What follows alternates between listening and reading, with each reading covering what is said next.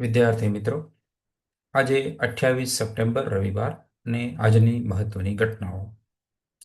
એક, મરાઠી બાળ અભિનેત્રી ત્રિષા થોસરે માત્ર 4 વર્ષની ઉંમરે રાષ્ટ્રીય પુરસ્કાર જીત્યો છે. તેણે ફિલ્મ નાલ 2 માટે શ્રેષ્ઠ બાળ કલાકારનો પુરસ્કાર મળ્યો છે. અભિનેતા કમલ હાસનને 1960માં 6 વર્ષની ઉંમરે આ પુરસ્કાર મેળવ્યો હતો. ત્રિષાએ તે 65 વર્ષ જૂના રેકોર્ડને તોડ્યો છે. 2, રેલવે ભારત અને ભૂતાન વચ્ચે પ્રથમ ટ્રેન કનેક્ટિવિટી બનાવવા જઈ રહી છે. આ 69 કિલોમીટરનો કોકરાસર ગેલ્ફુ રેલ પ્રોજેક્ટ છે. જમીન સંપાદન અને બાંધકામને ઝડપી બનાવવા માટે તેને ખાસ રેલવે પ્રોજેક્ટ તરીકે નિયુક્ત કરવામાં આવ્યો છે, જેમાં 6 નવા સ્ટેશનો અને આશરે 100 જેટલા પુલોનો સમાવેશ થશે. 3, બીએસએફએ મધ્યપ્રદેશમાં તેની ટેકનપુર એકેડેમીમાં દેશની પ્રથમ ડ્રોન યુદ્ધશાળા ખોલી છે.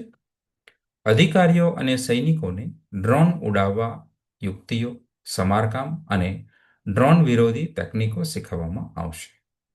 ડ્રોન કમાન્ડો કોર્સ જેવા અભ્યાસક્રમો પણ સામેલ છે. મૈસૂરના વરિષ્ઠ પત્રકાર અમાસી પ્રસન્નકુમારની કૃષિ પત્રકારત્વ માટે એગ્રીમીડિયા એવોર્ડ મળ્યો છે. પ્રસન્નકુમારે ખેડૂત જાગૃતિ અને ગ્રામીણ મુદ્દાઓ જેવા મુદ્દાઓ સતત ઉઠાવ્યા છે. તેમણે મૈસૂર જિલ્લા પત્રકાર સંગઠનના પ્રમુખ અને કર્ણાટક મીડિયા એકેડેમીના સભ્ય તરીકે પણ સેવા આપી છે.